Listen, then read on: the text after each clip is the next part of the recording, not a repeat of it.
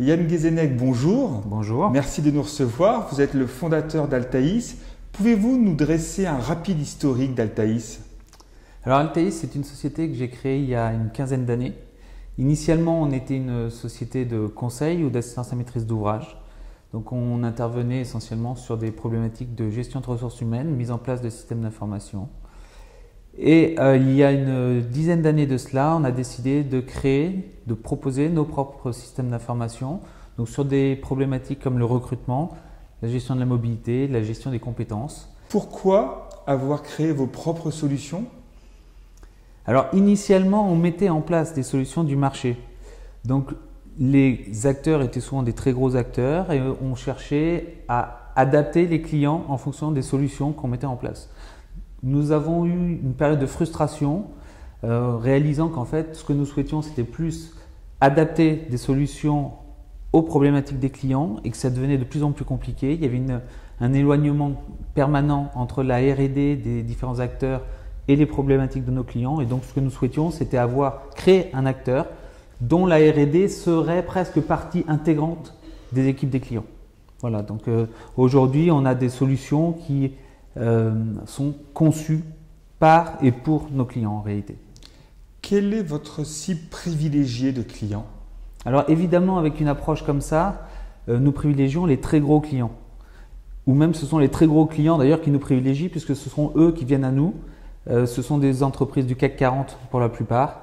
Donc c'est soit des EDF, des GDF Suez, enfin des très grosses sociétés ou la SNCF. Enfin, voilà, des très grosses sociétés. Quels sont les périmètres que vous couvrez aujourd'hui? Alors les périmètres, nous avons des périmètres, je dirais, classiques, comme la gestion du recrutement, la gestion de la mobilité, la gestion des compétences. Nous intervenons également sur les formations. Nous avons également des périmètres plus pointus, comme la multidiffusion. Donc on parle beaucoup de ça depuis quelques temps, vers les réseaux sociaux ou vers les sites emploi.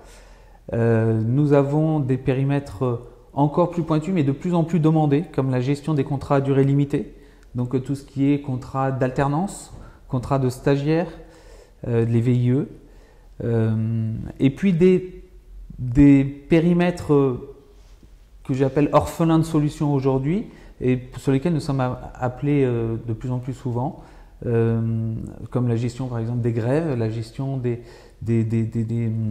congés maternité, la gestion du covoiturage, la gestion des régimes spéciaux. Donc là, c'est pour des très gros organismes. Voilà, la gestion des revues managériales, des revues salariales, enfin, etc. Voilà. N'est-ce pas complexe pour un grand compte de faire coexister dans son système d'information des solutions de grands éditeurs et des solutions SaaS de niche? C'est beaucoup plus compliqué pour eux de chercher à couvrir ces périmètres-là avec les solutions, les grosses solutions, les gros ERP. Donc, vaut mieux utiliser des petites solutions qui, elles, seront adaptables. Et par contre, la question qui se pose, c'est de savoir comment rendre tout ça communicant. De plus en plus, les systèmes sont ouverts aujourd'hui.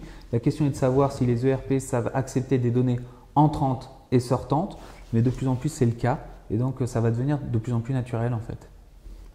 Les freins traditionnels du SaaS chez les grands comptes, comme la sécurité, sont-ils en train de disparaître?